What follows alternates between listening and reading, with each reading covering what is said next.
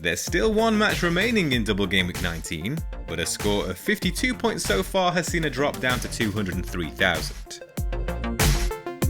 The late decision to bring in Luke Shaw worked out after he bagged his first goal of the season against Bournemouth upon returning to his more familiar left-back role. But opting to bench Ben White rather than Joao Cancelo backfired when the Portuguese fullback was hooked off at half-time in a 1-0 win over Chelsea. Marcus Rashford continued his fine form to score for a third successive game week since the restart, but the two Double Gameweek midfielders have been a disappointment so far. Mason Mount has since returned from a knock that saw him miss out against Man City, while Andreas Pereira will be boosted by penalty duties in the absence of a certain Serb up front. Alexander Mitrovic scored the only goal in a narrow win over Leicester, but picked up a costly yellow card that sees him suspended for Chelsea's visit on Thursday. Fortunately, popular captain option Erling Haaland had a rare day off with two big chances missed. We've got another Double Gameweek to prepare for, so let's move swiftly on to the transfer plans. Last week's moves have left 3.4 million in the bank, but only one free transfer available. The team is in pretty good shape, with 6 Double Gameweek 20 players already in place.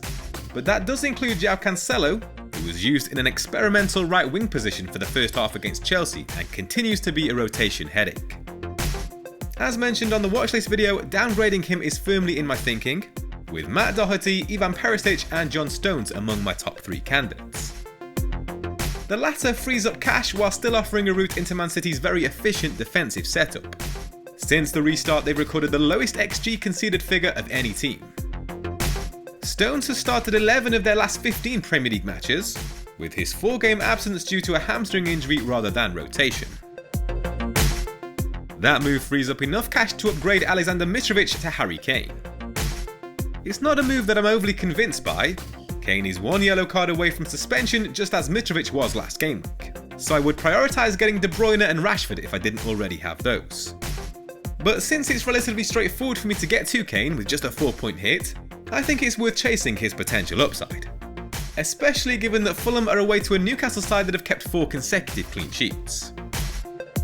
I will be holding off until after the midweek matches have been played, but the plan is Cancelo and Mitrovic to Stones and Kane for a 4-point hit. And here's how the team is set to line up. There's a decision to make between the sticks this week with Danny Ward facing Nottingham Forest. But in the last 4 game weeks, Crystal Palace have scored a league low tally of 2 goals, 1 fewer than Steve Cooper's side. In addition, Leicester have suffered 3 consecutive defeats since the restart, so Kepa Arrizabalaga retains his place. Man United also face the Eagles as part of their Double Gameweek 20, further boosting Luke Shaw's prospects. Ten Hag's men have kept 3 consecutive clean sheets since the restart, conceding only 1 big chance. Man City and Newcastle have been the only sides to fare better in that respect, each with 0 big chances conceded in the last 3 game weeks. Kieran Trippier has continued his fine form in that time, with league-leading tallies of 13 attempted assists and 6 big chances created. Kevin De Bruyne has failed to register an assist in the last 4 game weeks despite fashioning 4 big chances. Only Bruno Fernandes and Kieran Trippier have produced more. The Belgians' total of 13 shots in that time ranks first among midfielders, only trailing Haaland and Darwin Núñez across all positions. Mason Mount is set to keep his place due to the abysmal form of Chelsea's next opponents. No side has conceded more goals than Crystal Palace since the restart, with 7, and only Leeds have faced more shots from inside the box. Back-to-back goalless draws for Newcastle have seen the points dry up for Miguel Almiron. He's attempted just 3 shots since the restart, scoring from his only effort on target. But a favourable schedule over the next 4 game weeks will buy him more time. Scoring just once in the last 4 game weeks, the typically clinical Anthony Martial has missed all 5 of his big chances, as he continues to shake off the rust after a spell on the sidelines. Only Darwin Núñez has missed more big chances in that time, with 8. During the same period, the Frenchman ranks joint first with Marcus Rashford among teammates with a tally of 8 shots inside the box. Rashford can be considered as a bold differential captaincy option, having scored in 5 consecutive matches post-restart in all competitions.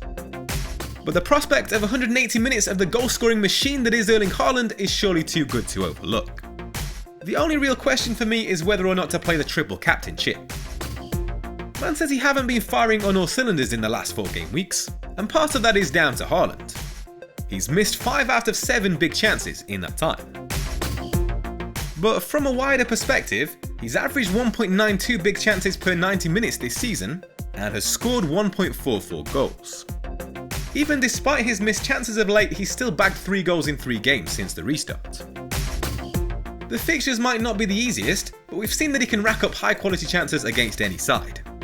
So I'm leaning towards activating the chip, and I'll keep you updated with my final decision later in the